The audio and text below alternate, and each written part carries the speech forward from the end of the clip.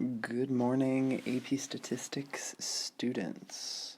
Here to discuss 2018 question number 5 about high schools and their teachers. High School A, High School B, we got two histograms. Pretty different shapes. One appears to be bimodal. You got kind of a bunch of young teachers, kind of middle teachers. I would guess that might be kind of our school. Some outliers. Got a little gap. I mean, other than the fact that there's way more teachers at this High School A than our school. And then you have quite a few, this is unimodal, quite a few young teachers at High School B, and then you have this right-skewed distribution with a tail on the right. So there are three questions, three parts to this question. Let's check that out. Teaching years recorded as an integer. First year teachers is 1, etc., etc. It says, both schools have a mean teaching year of 8.2, which is really phenomenal. It would happen that way. So someone at our College Board has cooked up some data so they have the exact same mean, 8.2. There are 200 teachers at High School A, and there are 221 at High School B. On the histograms, each interval represents possible inner values from the left endpoint up to but not including the right endpoint. So what in the world is that trying to say? That's basically saying when you read this bar, this would be all the first year, this would be all the first year teachers, and then this bar would be all the way up to anyone less than 4. So you need to know where the 4-year teachers go, and the 4-year teachers would go in this bar. So this bar is all the 1, 2, and 3-year teachers. Or for instance, like this bar is the 28, 29, and 30-year teachers, and it looks like there might only be one teacher who's taught that long in High School A. So the first question is the median teaching year for one school is 6, the median teaching year for the other school is 7. Identify which school is which and justify your answer. I can think of two approaches that you could use. So let's see, if both means are 8.2, so here's one approach, here's one way to think of it. If both means are 8.2, what do you know about the relationship between the mean and median based on the shape of the distribution? So like which of these two distributions is more right skewed, for instance? Well, this one is more right skewed. And in a right skewed distribution, the mean is pulled more into the tail than other types of distributions.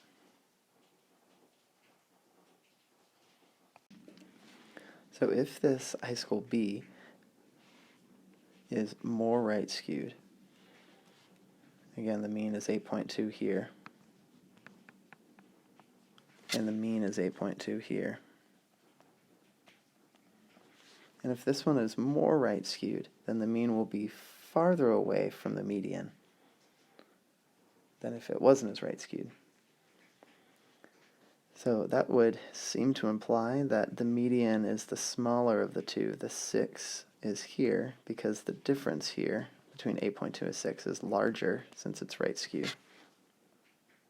And this median would be 7. That the mean and the median are much closer, excuse me, because other than the outliers, this is a roughly symmetric distribution, so the mean and median will be closer together. So that's one way to describe it.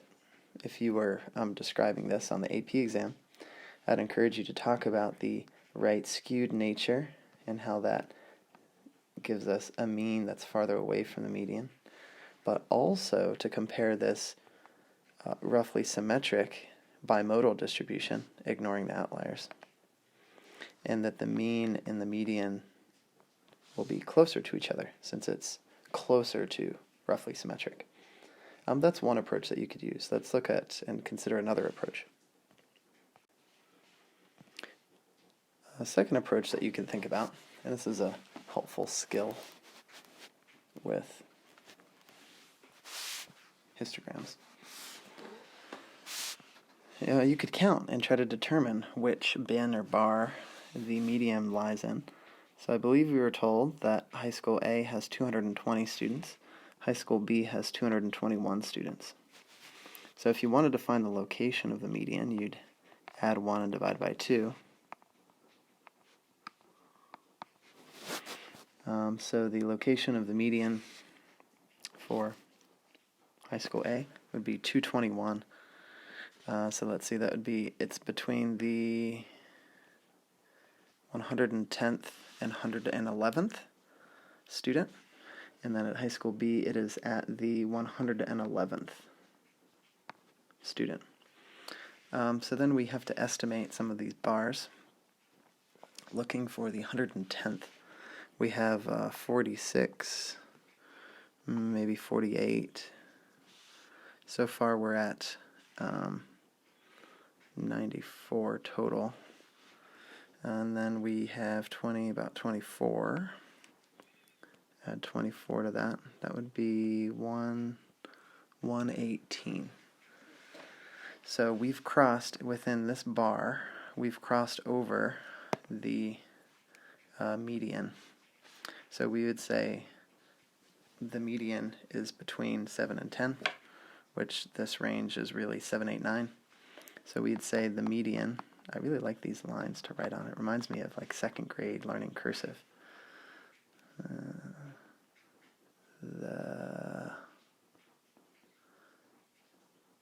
How do you do D? How do you do D in cursive? Dog ran. Oh, okay. So the median is between 7 to 10. So we would say the median is 7, which I think we said earlier. We could do the same thing on this one. We're looking for the 111th student.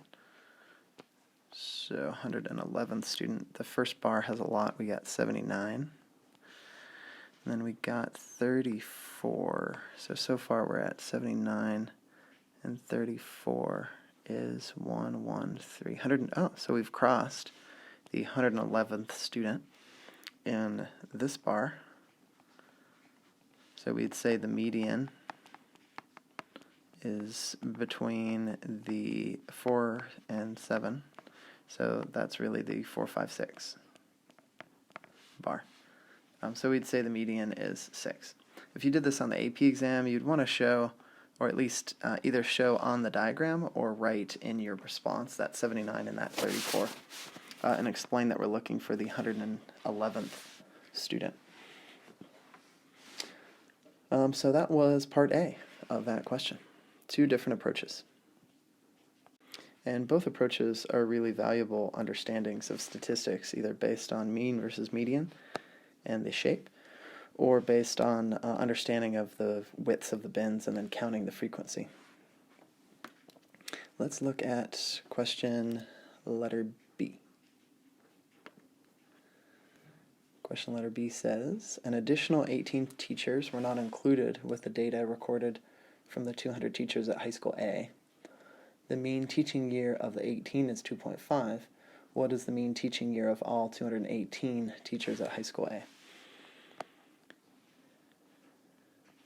So initially we're told that there were 200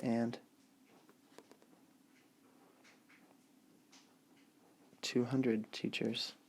Oh, are there 200 teachers at A? I wonder if I did part A wrong now. Pause.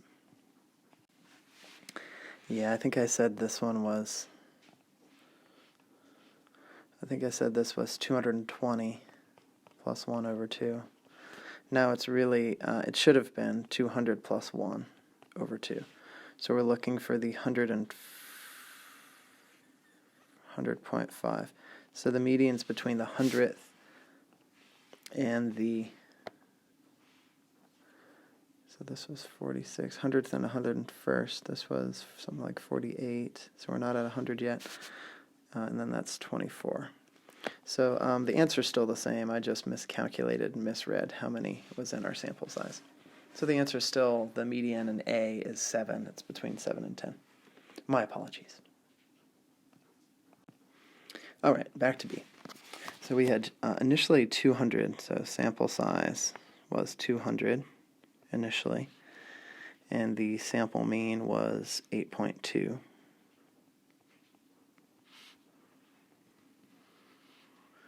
And then we're including 18 more students, and their sample mean is 2.5. So the way that we calculate a mean, I'm going to write it down here, the way that we calculate the sample mean is we add up all the years of data, and then we divide by how many we have. And that gives us our x bar. Well, in this case, we could find this sum of all the years of teaching.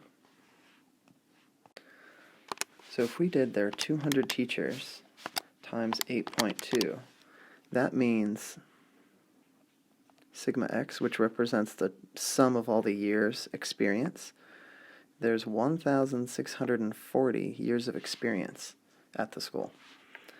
With these new teachers that were hired, 18 times 2.5, there's a total of 45 years of experience.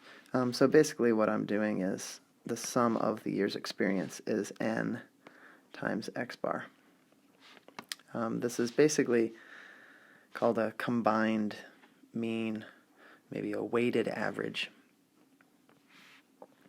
So what we can do now is we have the total years originally, 1640, and we have the total years of the newbies, 45, and now we can divide by the total sample we had originally plus the number of new teachers that were included. And this will give us our new sample mean.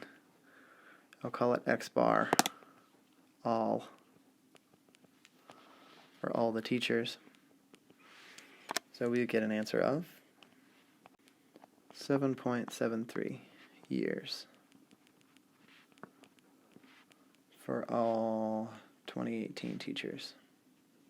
Or sorry, 218, not 2018. 218 teachers.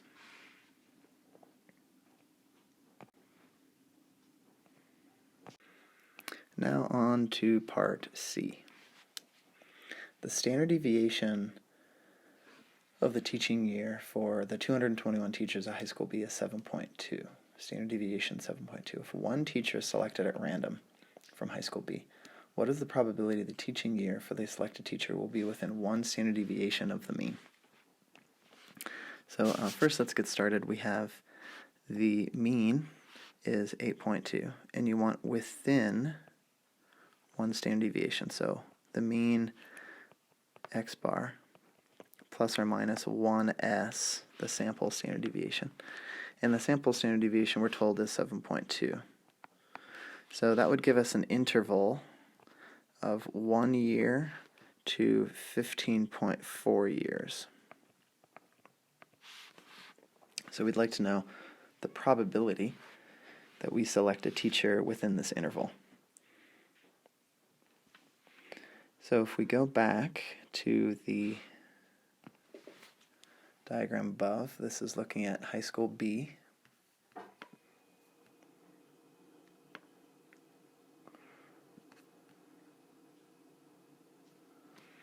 We want to know how many are between 1 year, our interval was 1 year to 15.4, so that would be 1 year to 15.4. 15.4 would be 15 years, so we're going to go up to this right here. That 16 is really going to be counted in the next bar. So we can count the heights of all these bars and find what's the probability a teacher would be from in that interval from High School B. So we have a total of 221, so that's our denominator in our probability. And then we have to estimate. Now you might have already had these earlier, but that one was 79. This one looks like 34. This one might be 28, and this one's 29. And then the last one looks like to be 19. So we need to do 79 plus 34 plus 28 plus 29 plus 19. And that gives us 189 teachers have between 1 and 15.4 years of experience. So our probability then would be 189 divided by 221, which is 0.855. Now this part C was incredibly difficult for students taking this exam in 2015. And I'm wondering if you did the same thing, or were thinking the same thing that many students were thinking. A really common mistake for students to make is this. Students said, okay, we have the mean. This is bad notation, by the way. Well, I guess if it's a population, maybe that's the correct notation. I guess it's the, yeah, maybe mine. Maybe I shouldn't have been using X bar. Maybe I should have been using mu, since it's the population of teachers at the school. And then sigma, okay, so notation's fine. Data within 1 standard deviation, so that's the same interval we came up with. And then notice what they did. Normal CDF from 1 to 15.4. The mean is 8.2, and the standard deviation is 7.2. Now, I mean, first off, they really should have labeled these. But is it appropriate to be using normal CDF in the first place? And I appreciate that the student recognizes, you know, maybe I shouldn't have done that, but, you know, just trying something. Since the graph is strongly skewed to the right, the predictor probability may be inaccurate. Yeah, the probability we got was 0.855. They're answering that it's 68%. That's 1 standard deviation away. And really, actually, a lot of students didn't even calculate normal CDF. And they were like, oh yeah, I remember 68, 95, 99.7. And within 1 standard deviation would be 68%. So a lot of students just said like, hey, look, the answer is 68%. But they didn't recognize, is it really appropriate to be using normal CDF? Well, probably not.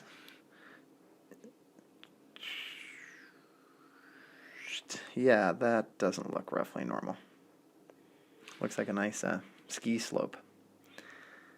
So anyway, a lot of students struggled with Part C, but I really like that question in Part C, having you calculate a probability by just basically counting heights of bars in a histogram. And very slyly, a lot of times when we talk about plus or minus, the mean plus or minus 1 standard deviation, we're thinking that it's normally distributed, so we might think the answer is 68%, but in reality it's not appropriate to use a normal distribution. Thanks for watching this video.